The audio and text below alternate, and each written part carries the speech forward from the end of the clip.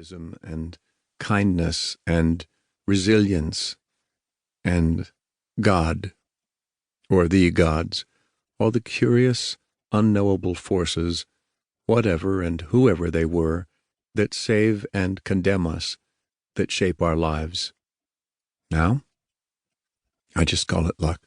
Nothing more. Plain, dumb, ugly, stupid luck. Destiny is a concept that means nothing to me now. I survived because of luck and because of a community that took me in, that withstood until the bells tolled midnight. I sat waiting for the service to begin in the ornate Baroque church. I thought of how my father had once marveled at the familiar biblical scenes, fading but still there, enduring on that impossibly lofty ceiling, and a choir sounding like angels singing Giuseppe Verdi's Messa da Requiem. Gazing at me from behind the altar was a stunning painting created by a gifted artist I had come to know so well, Norbert Troller, who had also been at Terezin. It was a very large painting of red brick fortress walls. At the fortress's entrance, where the gates once stood, Troller had painted a landscape of fruit trees, clouds, and mountains, inviting a notion of freedom and a quiet distance.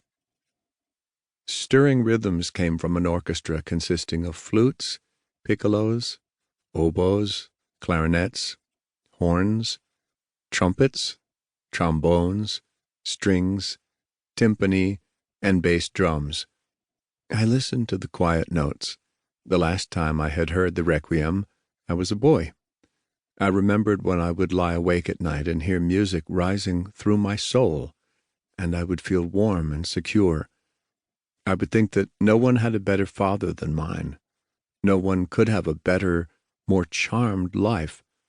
And I would think of myself growing up, what I might become when I wasn't a child anymore, when I stepped into manhood, when I became somebody, some perfect fusion of my parents with the elegance of my mother and the talent of my father. That was and would continue to be such a fine time to be alive, I thought then. I would always be happy and loved. I would always hear beautiful music, immeasurable, almost touchable, but always out of reach in its invisible dimensions.